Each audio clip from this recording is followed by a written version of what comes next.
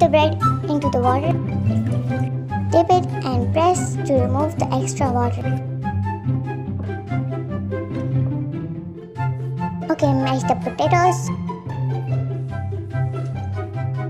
Okay, add bread, spices and mix it. Cut it into half. Now roll it up. Now cut it into small pieces. Press it with fork like this.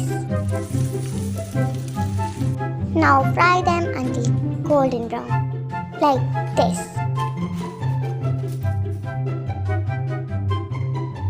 Now these are my crunchy potatoes. Let's taste them. Yummy, must try.